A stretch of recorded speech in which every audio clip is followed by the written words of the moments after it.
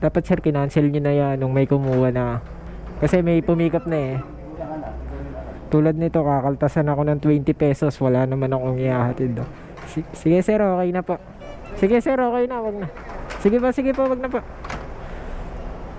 So yun guys, dito tayo ngayon sa Santa Rosa sa Don Jose, sa Greenfield City, kung saan nakakuha tayo ng cancel booking. Alright, papunta sana tong Calamba guys. Kanina pa daw kasi itong booking niya, walang kubukuha. Eh nakabili na siya nung ipinabibili dito sa Lalamove.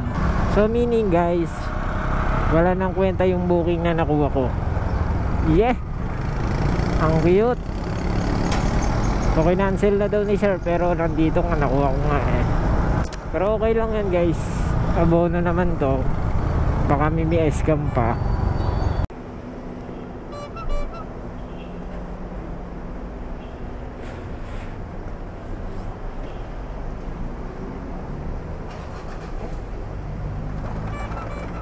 Dito po si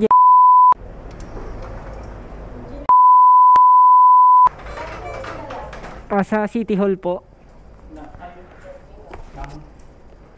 Papers daw sir eh. Papers. Papers lang daw. Ay,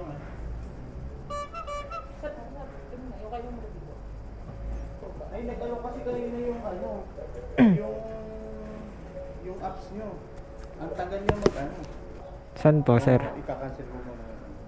Papunta saan yan sir? Hindi ko pa na, hindi pa lumalabas yung number mo sa akin. Ito nga pala. Eh paano yan sir? Hindi, okay lang naman. Hindi ko alam. Hindi, ito naman ang apps, nakikita mo. Cancel ba ako sa ito? Ito lang ang padala sa ito. May kakapok ako sa Santa Rosa sir, kaso pauwi na po akong Calamba sir eh. Wala hindi ko rin naman ginusto. Hindi lang ako ngayon, nakaano pa. Di na sir, kukumplete ko na lang. Nakansilan na rin kasi ako eh.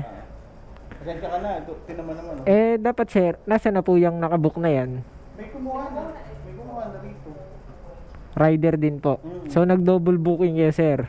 Hindi, kanina pa nga to. May dumating na siya kanina. Kaya binigay ko na rin. Pero ganito siya kanina pa.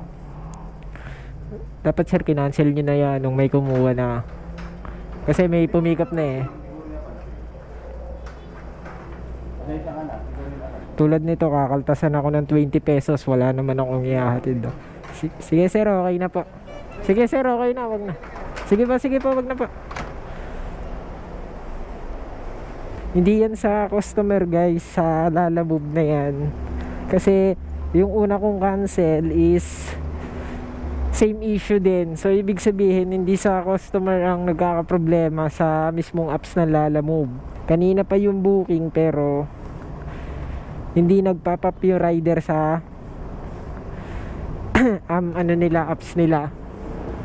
So nangyayari guys, nagdo-double booking sila. Maunahan na lang ng rider kung sinong pupunta. Nakansela na ako guys eh. Bago ko yan makuha, nakansela na ako ng booking. So ayoko nang i-cancel to, i-complete ko na lang kasi nakansela na ako ng booking. Same issue din. Kanina pa rin daw nakabook yun. So sobrang tagal, nagdo-double booking na yung customer.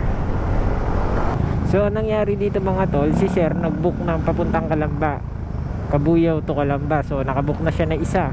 Then kinuha ko.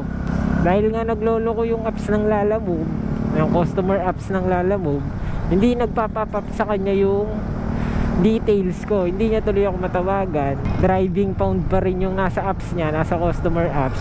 Eh nakuha ko na siya. Dapat magiging ano na yon. Kumbaga may detalye na ako sa kanya na matatrack na niya ako kung nasan ako, pero driving pound pa rin. Naghahanap pa rin ng driver yung binok niya. Eh natanggap ko na yon. So dahil natagalan si sir, nagbook pa uli na isa. Yun, may kumuhang another rider. So dalawang rider na kami sa dalawang booking niya. Nangyayari tuloy doon, unahan na lang sa dalawang rider na yun kung sino pipick up. Kung sino yung huling pipick up, siya yung makakancel. So ako yung huling dumating, tayo yung nakakancelan. Pero hindi ko na nga siya i-cancel kasi nakancelan na tayo ng same issue. Ayoko naman mag-cancel pa ng pangalawa. Baka pumangit na yung account natin, kaka-cancel. Ngayon nga lang ako na-cancelan eh. Simula pa nung May 5. So 10 days na akong hindi nagka-cancel. Ang pangit kasi doon guys, kapag nag-double booking ka, tinakbo nung isang rider yung item, ang mapuputokan doon yung isa pang rider na akala yun yung legit na rider.